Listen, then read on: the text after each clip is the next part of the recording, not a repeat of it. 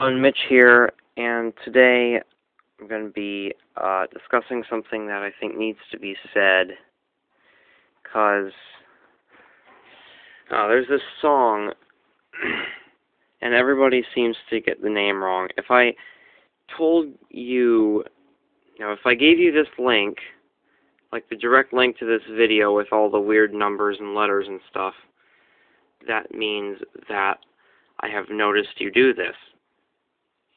And I would like you to please stop.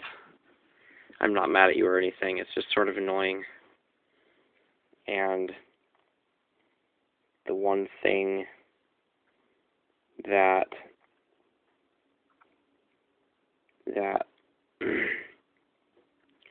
I feel the only problem in the world we can do anything about is ignorance. And I'm just doing my part. Alright, so the song is called "Oh God Beyond All Praising." I've got it in the hymnal here, but the tune goes like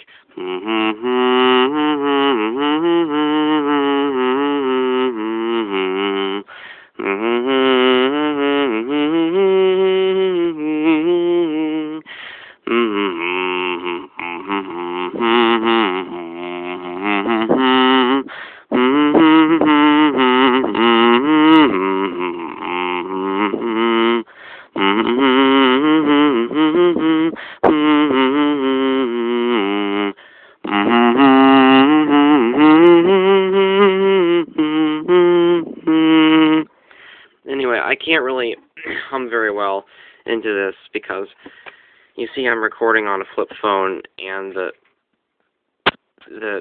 it's too hard to like splice the video together with an actual recording of the tune. So, and I can't just like have something else playing an actual recording and feeding it like directly into the microphone, like speaker to microphone, because this microphone only picks up, it's a phone microphone, so it only picks up the human voice. Like, it's an actual phone, not one of these little mini tablets with a SIM card stuck in the side. Anyway, that is the tune, and people call that tune "Oh God Beyond All Praising," or they call it Jupiter.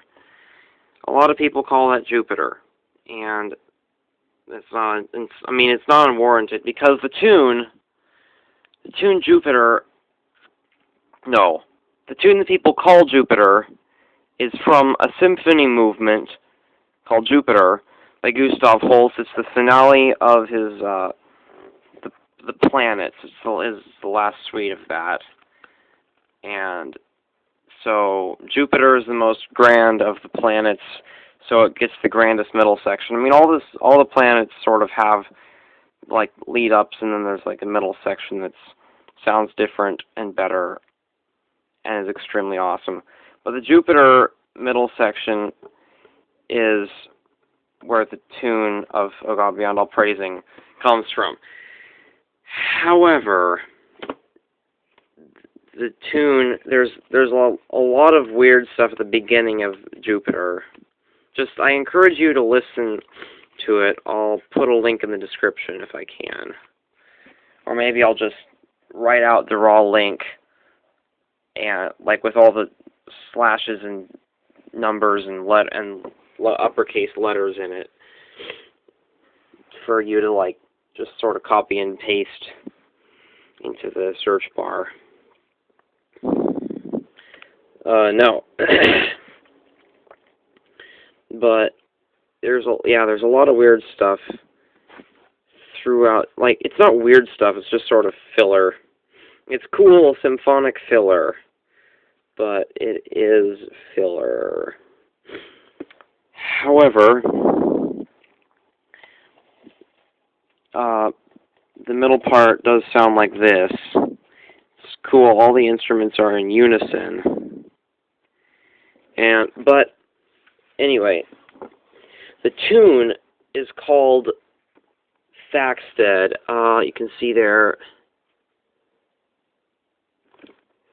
Oh, this camera is not focusing. There it goes. Focus. I tell thee, focus. Focus, darn thingy. I need you for nothing except so I don't have to try and record a video separately and splice them together. And I try and use you for one thing, and you just fail. Anyway, you there, can you see it off to the right? That says THAXTED. THAXTED. Which is the town in England where Gustav Holst lived part of his life, I think. And I don't believe he wrote the symphony there. But when Michael Perry, who wrote the words to O God Beyond All Praising, took the tune, he asked Holst what it should be called, and Gustav Holst said, "Oh, THAXTED," and so it's THAXTED now. Which is cool. I mean, it's like sort of a, well, I mean, it's sort of an oldish English name, but it's cool. It feels modern because it has an X in it. You know, I mean, Jupiter sounds modern too, but Jupiter, I mean, back in classical days, Jupiter was Zeus. I mean, if you were a Roman who didn't speak Greek, you called Zeus Jupiter. And yeah.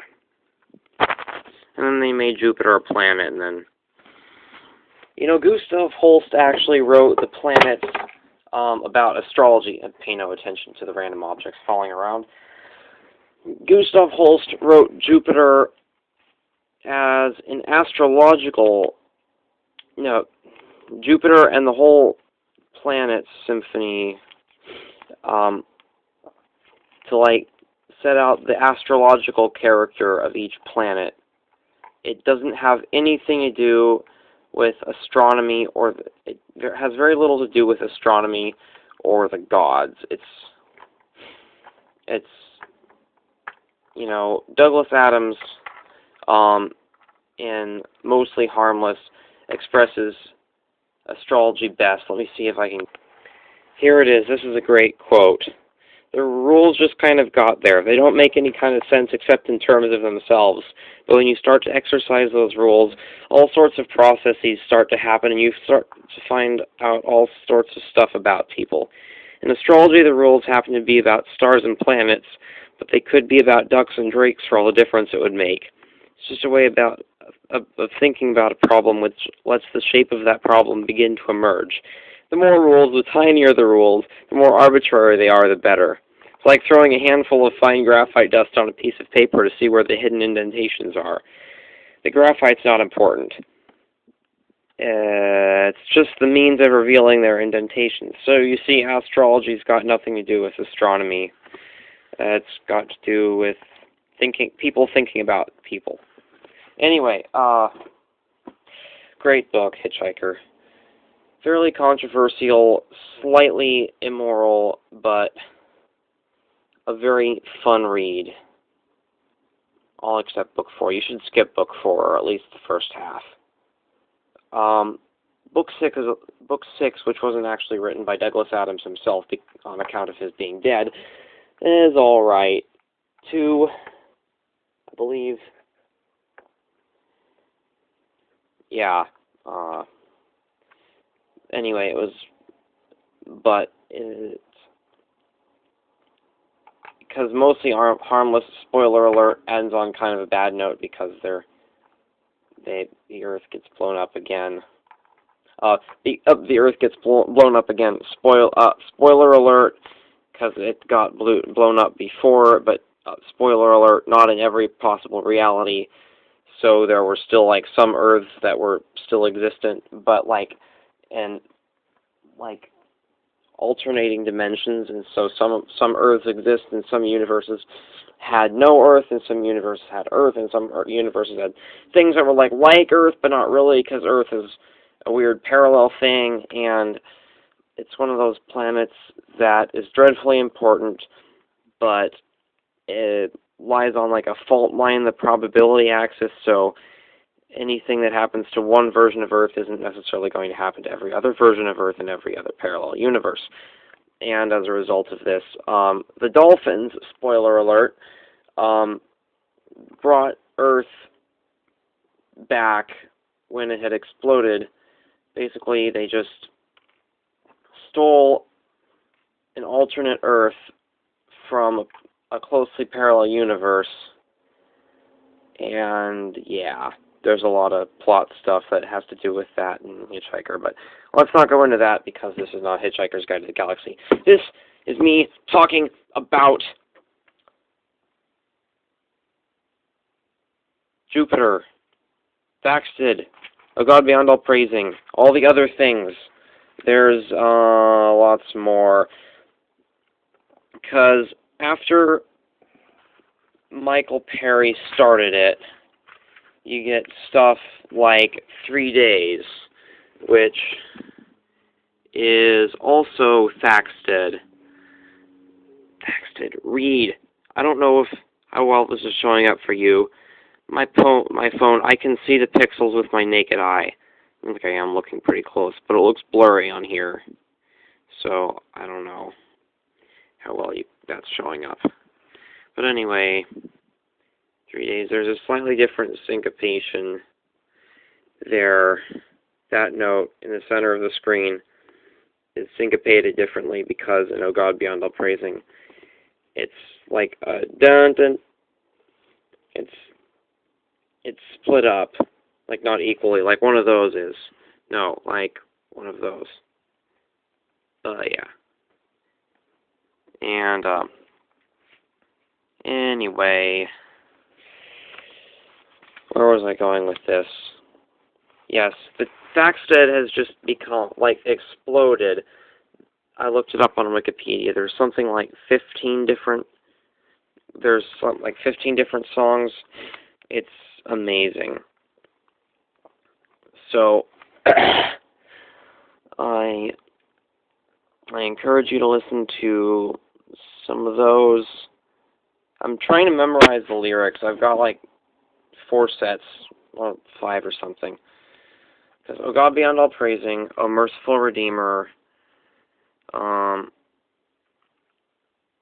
We Praise You and Acknowledge You, which is actually an adaptation of the Te Deum, although it only appears in Lutheran hymnals, which is very interesting, because it mentions Mary being a virgin.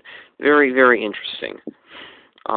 And then there was this other one that I also found in a Lutheran hymnal that I stole by means of taking pictures of it and printing them out and taping the pages together. But it's not very interesting, so I instantly forgot it. It's not the lyrics aren't the best. They're not. It doesn't flow. I mean, like, it sort of flows, but it's a little like nothing theologically unsound. It's just sort of, I don't know. I just don't like it much. And then same sort of thing for As the Bread of Life is Broken. I just never cared. Like, the structure is all weird because they try to put the first third, make the first third the refrain and the second third the verse, only you have to cut a lot of notes in half for syncope. You have to like syncopate a bunch of notes to get all the syllables to fit, or if you reverse it, you still have to, and the flow doesn't work as well if it just goes A, B, A, B, A, B, A, B. It works a lot better as A, B, A, A, B, A, A, B, A. Which, I Am the Resurrection is another one. I first heard it at a funeral and kept the program. That one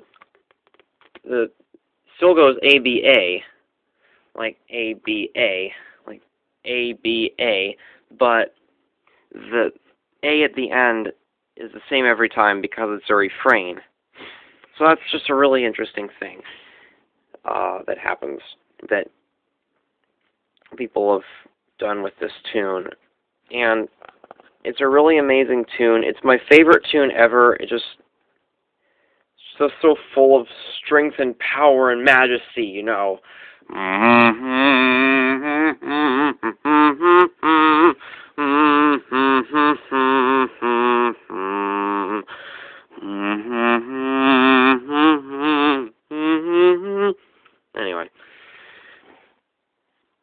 just wanted to get that out there. Sorry if I've bored you, but this is, yeah.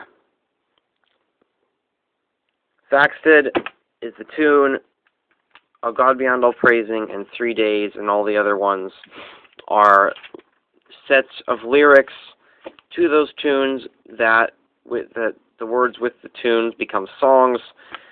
And Jupiter is a symphony movement which contains the tune THAXTED, to which these songs are sung. Please don't get it wrong. You only lead others to error and annoy those who know the truth. I don't understand. I want to say I understand if you just can't get it right, but I really don't, because you can. Thanks, and God bless you, even if I don't. Mitch out. Oh, and don't forget to like if you liked it, comment if I did something wrong, and subscribe if you have nothing better to do. Goodbye.